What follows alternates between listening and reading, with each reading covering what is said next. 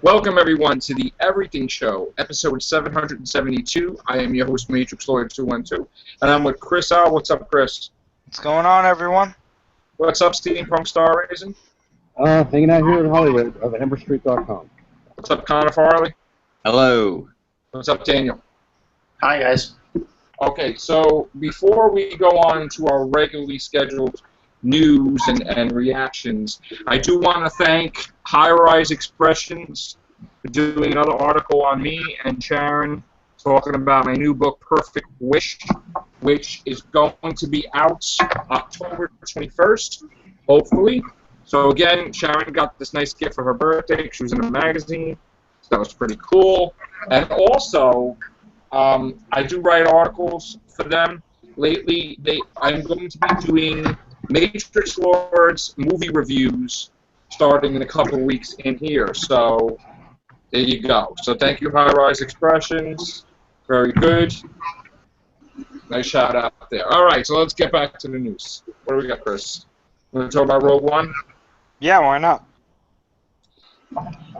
All right, so did everybody see the Rogue One trailer? Yes, Yeah. loved it. Absolutely loved it. Okay, so, oh my God, right? Well, why don't we start with you, Connor? Yeah. What'd you think of it? Well, first of all, I have to say that I don't know who came up with the choice of using that music, but that was one of the best decisions they could ever make, because that music was amazing. I've never heard a soundtrack quite like it, actually, in the trailer. It sort of didn't give too much of the plot away. It teased the film, every aspect of the film, including Vader this time, superbly well. You had a nice shot of Krennic, the new villain. You had the robot. I can't remember his name. And you had, all the various characters.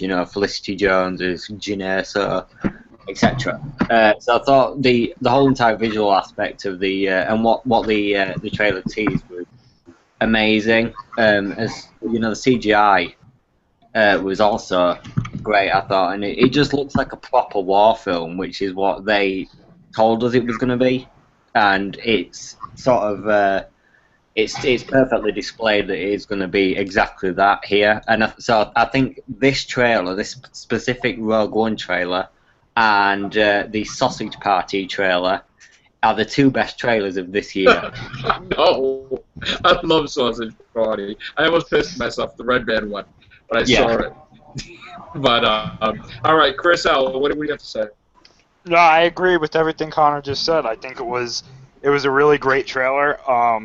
There was a lot of really good shots. I think, honestly, my two favorite shots of the trailer were the Star Destroyer hovering over, I guess, whatever that city was, and the TIE Fighter flying up to where Jyn is running along. So that was mine, too. Yeah, I thought that was great. The shot of Vader was good, but if there was a better shot of him in the leaked trailer from Star Wars Celebration, where it had a really, really ominous shot, like a wide shot of him on a Star Destroyer, it looked like. So I thought that the shot in this one was okay. I'm just glad he was in it, to be honest. I think that now people are going to be less confused about where this movie takes place, because I know that some people are still confused. They still thought this was Episode 8. But now I think that since Vader's in the trailer, they're going to say, oh, okay, this is between, 3 and 4. So I'm happy. I can't wait to see this. I think this is going to be probably one of the best movies of the year. And I think that maybe we're going to get one more trailer, and then that's going to be it. Okay. I just want to say, this is, again, John Williams, right? I believe so. I think so. I'm pretty sure, because I got chills when that music was playing, and you see that, what was it, a ship trying to get away from all that destruction? It was like oh God, it was so exciting. And I thought, Team. I like the music. It sounded like a slower version of a more ominous, slower version of Imperial March. That's what it was, yeah. Yeah. Yeah. Well, only John Williams So that was do sort of, that, really. oh, The music's by Alexander Desplat, who did some of the Harry Potter films. He's done loads of stuff. okay. Oh, it's Okay. not He's John good. Williams? He's not good. John Williams, no. Oh, wow. I bet you Gareth Oh, I didn't Edwards know. got him to do that because he did the music on Godzilla too. Oh, wow. I'm wrong. Okay. The droid's name is K250. K250. Okay. And, Detroit. That's interesting. Director Olsen Daniel? Krennic. So he's Yeah. a director, not an admiral. Okay. Go ahead. I'm sorry. You can still talk. I'm sorry. No, I was just looking at the character list. I looked it up on IMDb, and because I can tell you a lot about the movie. I really like that guy with the staff. He's like a warrior. He's monk, blind, kind of right? Yeah, he's Chris? blind, but he apparently uses only the power of the Force to get around and see his enemies. So it was a really impressive character. I like how I fear nothing. Everything is as the Force wills it, or something like that. And that was a really cool line. Yeah, I like it. What about you, Daniel? I wonder if he left Oh, over sorry. from the Jedi Purge, but anyway. I just thought it was really, really good, but, like, you guys know how much I can't stand prequels, right? I've been saying that ever since day one. I don't like prequels. But I'm going to check this out. But I've been talking about this with Chris, actually.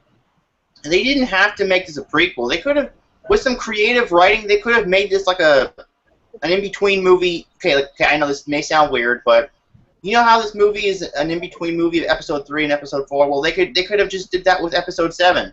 They could have said, this is like an in-between movie. It's happened in between Episode 7 and Episode 8. No, but this the whole point of the movie is that they steal the plans for the Death Star. No, I know. And they give it to Princess Leia. That you can't do.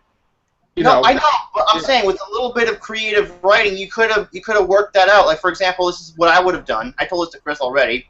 Like, you could have had it like, okay, after Rey and all of her friends destroy Starkiller Base, and Rey goes to, she goes to train with Luke Skywalker. Okay, so she goes to train with Luke Skywalker. The black guy, whatever his name is still in a coma. Poe is gone. Rogue Squadron is destroyed. And, maybe Princess Leia or Queen Leia, whatever the fuck she is right now, she gets like a transmission from one of her Resistance spies, and they say, oh yeah, the First Order is making a new Death Star. So then she recruits. The whole point, you can't do that. No, but the whole point was they want Darth Vader in it. That's the whole point. If you don't have Darth Vader in it, it's not the same movie. I know. You can't have Darth Vader in it. No, I know that, but I'm getting to that. I'm getting to that. Look, so Leia recruits Jyn Erso, and everything happens in the movie. They go after this new Death Star. They recruit all these people, and then in the end, they can't blow it up like they did the other ones because they've learned from their mistakes, right? So what they do is they infiltrate the Death Star, and maybe something goes wrong. They get like there's like a big firefight in the Death Star, so they can't escape, right? So what they do is they set charges in the engine room, and they just go out with a bang, No, but the point is that the Star Wars story, it's not supposed to have the Skywalkers. It's supposed to be a separate thing from the whole episode, 7, 8, 9. You can't. It was never meant to be connected to that. It was always meant to be a separate thing. Like Han Solo has his young adventures, and Boba Fett's gonna have his movie, and this one's gonna have his movie. They're all gonna be like Han Solo thing is probably gonna be like a trilogy, and it's gonna be all separate. And Ben Kenobi probably gonna have his thing, or Yoda or whatever. So this is the whole point of the anthology movies. It's supposed to not going to be directly connected to 7, 8, 9.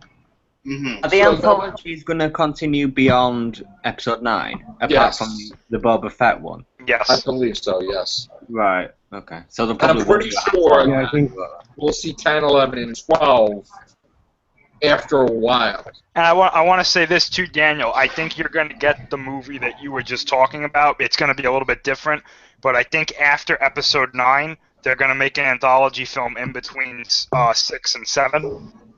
Yeah. Excuse me. To kind of show what's going on, because The Knights of Ren. if you've been reading the novels, most of them are taking place in between 6 and 7. And one of them that just came out, Life Debt, Aftermath Life Debt, is probably the most telling thing about what's going to happen in the future that I've ever seen before. There is a character in this book who I am convinced is going to be Snoke. Yeah. Just I'm convinced that Just this tell guy him the is name. Snoke. Huh? Tell him the person's name. His name is Gallius Rax. Oh yeah. He was I think he was an advisor of Palpatine, right? Yeah, and I think the Is- way is he this talks. Is this the guy that Palpatine was looking for? Because he was looking for an entity or something in the outer regions of the galaxy. I think that There's a line in the book where they talk about how Palpatine first met Rax, and it's when Rax was young, and he specifically tells him, "You're going back to Jakku because there's something on Jakku that my droids are excavating, and when they find it, they're going to build something around it, and I want to make sure that you're there to keep an eye on it." So apparently whatever is on Jakku, apparently there's something huge on Jakku that Palpatine wanted really desperately. And the next book, Aftermath, I think Empire's Fall is what it's called, is about, I believe it's about the Battle of Jakku, which is apparently the very last battle of the Galactic Empire. Like, after that battle, the Empire was gone. So, this guy apparently does something that he, Palpatine was very happy about, and he put him on Jakku. Interesting. Interesting observation. Just we looked at the entire character list on the Internet Movie Database for Rogue One. You got Bail Organa. Jimmy Smits is returning to reprise his role as Bail Organa, and he's listed in the credits as Bail Organa. And there's no Grand Moff Tarkin listed. It had been rumored for a while that Grand Moff Tarkin was going to be in it. I was just going to ask that. Is there any more news on the CGI Peter Cushing? I haven't seen. I mean, I heard that Peter Cushing was originally supposed to get a movie credit because they used his likeness, but I don't see Peter Cushing listed in the credits, and I don't see Grand Moff Tarkin listed as a character. I did a search for both. Chris, do you have anything on that? Well, I think if he's going to be in it, they're going to get the guy from Rebels to do his voice. Because Tarkin's been in Rebels once or twice. He's going to show up, actually, in the next season, and he introduces Thrawn. That's true, because Thrawn's going to be a major character in Season 3 of Rebels. So Yeah, he's going to be the main villain. In this new Rebels. canon version of Thrawn, I wonder if Thrawn's going to die in Rebels, because he's such a big, badass villain. If he was around 3 years before A New Hope, then why isn't he around in the original trilogy? Well, I mean, that's the same question you could ask, because he was around in the old canon, too. So... Oh, in the old canon, was he around right before A New Hope? He's been around for a long time, apparently. Oh, okay. I wonder. I mean, or maybe he's just in the shadows. Who knows? And there's a rumor that Admiral Thrawn will return in Episode 8. So yeah, I guess we got up. Next year will be Episode 8, and in 2018 will be the young Han Solo film, which is penned by Lawrence Kasdan, the same guy who co-wrote the script for Empire Strikes Back. Yep. And so that should actually be good because I trust the writer. And he also co-wrote the script for The Force Awakens, Lawrence Kasdan. So good that they brought him back on board. And then 2019 will be Episode 9. And then 2020, I guess, will be a Boba Fett. We're hoping to do Obi-Wan Kenobi film as well. Well, that's rumored right now. None of that. That Boba Fett and Obi-Wan are not confirmed right now. Okay. So what is there anything confirmed for 2020? No. No, I read something about them doing a joint Mace Windu and Yoda film. Really? Well, I think I'd be for that. Yeah, me too. I do think it's cool that they brought back Jimmy Smits to play Bail Organa. So I thought he did a really good job in Revenge of the Sith, and it'll act as a bridge film between the original trilogy and the prequel trilogy. And that, I don't care what anybody says. I actually like the prequel trilogy. I mean, yeah, it had its flaws. It wasn't perfect, but what is? Right. Well, I think it's going to do really well, Rogue One. I think it's going to do billion something. I don't know if it's going to reach Force Awakens numbers, but I'm pretty sure it's going to be a really, really successful, over $1 billion film. Yeah, I think it'll make. I think it'll make $1 billion. I don't think it'll do as well as The Force Awakens because The Force Awakens had been the first live-action film in 10 years. So there's going to be less excitement. It'll still be exciting. The trailer looks badass. I'm excited to see it. Right. What else do we have to talk about, Chris? Hold on 1 second. Okay. Just to let you guys know, Suicide Squad is doing really well. It's not number one from what I see anymore, but actually it's not over yet. We still have tomorrow's numbers. But so far we have in 383,954,728. Now, anybody see Suicide Squad besides me? Yeah. I did. I love Suicide I haven't Squad. seen it. Please don't spoil it. I haven't seen it. We won't spoil it, but Connor, what did you think of it? It was. I'm not a fan of superhero films, but this was genuinely okay. I think since the Dark Knight, I haven't really got. I haven't even gone to the cinema to see a superhero film, but I watched this online, like I did with Ghostbusters, and it's as good as I could have hoped it would have been. It's like a 7 out of 10 sort of film. I would say that's about right. Yeah. You know, I thought it was good. I didn't think it was great, but I thought it was good. And there was some moments there. I think Harley Quinn and Joker. I'm sorry, continue. I thought Will Smith, an actor that used to be pretty good but has since gone to absolute shit, redeemed himself in a way. Yes. With this. And you know, you had trying to think of the characters. Margot Robbie as Harley Quinn was great. Jared Leto as the Joker was a great. He was different from Heath Ledger and Jack Nicholson and Mark Hamill. Yes. And I sort of enjoyed that. He was more. I'm trying to think of the word. He was actually probably a bit more maniacal than Heath Ledger in a way. But he was also more human in a way because he had a girlfriend that he cared about and loved. Yeah. That kind of makes you like a paradox, like he's chaos. Like he'll murder anybody, but he'll risk everything for his girlfriend, which is different than we've ever seen before with the Joker. And I think one role that hasn't had enough good said about her is Cara Delevingne as the Enchantress. Yes, I agree. So I think overall it was a great film. It's got a good cast. It was a good all around character sort of story, and if a sequel comes out, I'll watch that as well. So I'm hoping for a sequel myself. Daniel? Yeah, it was good. I loved it. I kind of wish the Joker joined the Suicide Squad, though. I don't know. I hope he still will in the future. Well, if he's arrested, then yeah.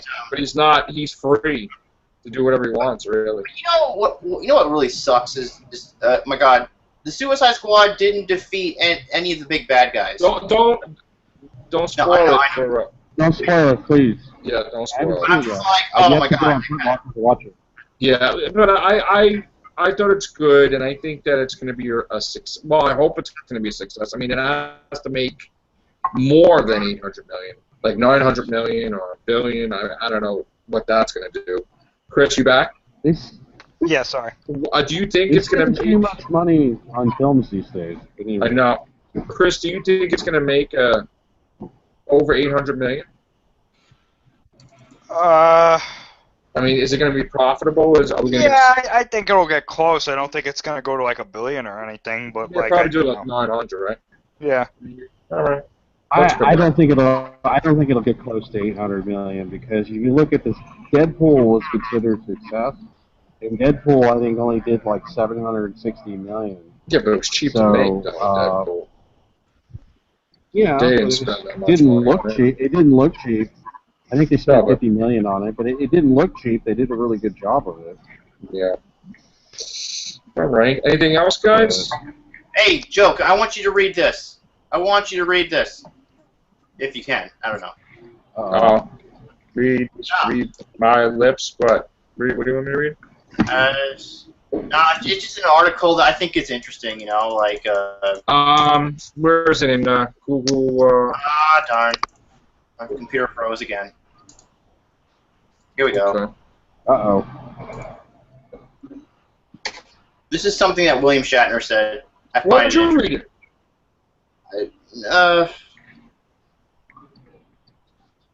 Alright. Alright. And William Shatner technically had a cameo No, I in Star know. Trek Beyond. You're It right. says right here, William Shatner says Star Trek wouldn't exist without Star Wars. Alright.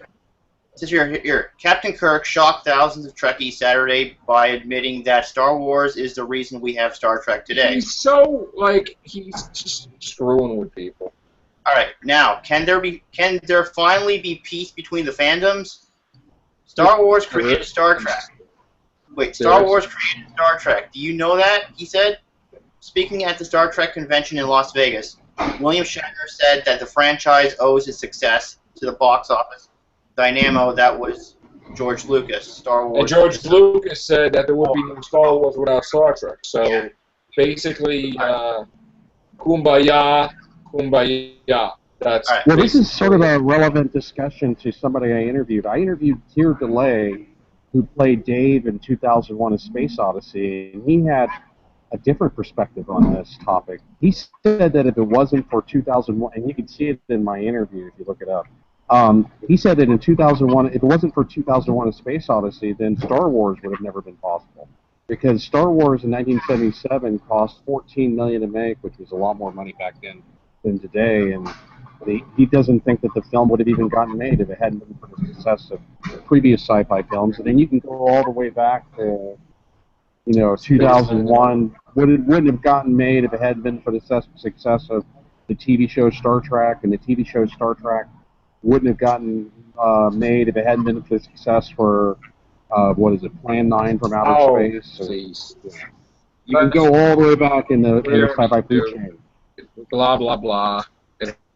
All right. Yeah, I mean, I would agree with Keir DeLay on, because 2001: A Space Odyssey was considered in the 60s such a huge success as a film, it did inspire other films like Star Wars and Star Trek the Motion Picture. Right. Yeah. What else? So, like, he just goes around, he's just saying, okay, right, he says right here, at Paramount Studios, they were running around bumping into each other. What do we got? What do we got to, go up against Star Wars? Shatner told the crowd. There was this thing that we canceled under another management. It was called Star Trek. Okay, let's resurrect that. So what he's trying to say is, if Star Wars didn't make it on screen, they wouldn't have resurrected Star Trek. That's the only reason why they resurrected Star Trek. Without Star Wars, you wouldn't have the motion picture or anything else that came after that. I disagree. I don't. Because I disagree because I know the history of that in the 70s. Star Trek Phase 2 was already in production, and they cannibalized the sets, and they cannibalized a lot of the production, and even some of the same actors they had cast for Star Trek Phase 2 ended up being in Star Trek Motion Picture. And, Captain Decker is one of them. And so the reason why they canceled Star Trek Phase 2 is because of the success of Star Wars. Star Trek Phase 2, they had started pre-production of that in 1971, and there was negotiations and people dragging their feet, and then by 1977 they had already shot some footage. that you can actually Google and look up Star Trek Phase 2 footage that they shot. It's only like test footage where they're testing dialogue, but they canceled the entire production of what would have been a wonderful show in the 70s because they were like, oh, let's just turn it into a movie. And so Right. I think that's William Shatner's wrong in that case. We also got to announce rest in peace to Kenny Baker. R2D2 Yeah, I heard that was sad. passed away today. So, our hearts go out to the family. That What really happened? sucks. Who passed away? Kenny Baker. Kenny Baker.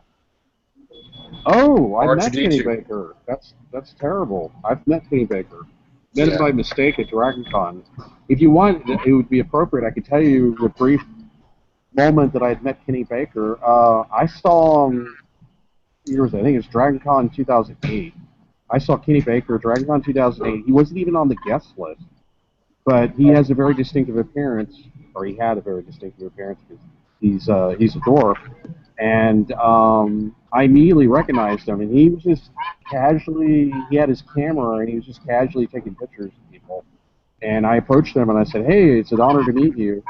And he's like, oh, nice to meet you, too. He was really nice, but I only got to talk to him for a minute. I wish I would have, I felt bad. I didn't ask him for an autograph, but I didn't because he wasn't on the guest list, and he was actually just going as a convention goer.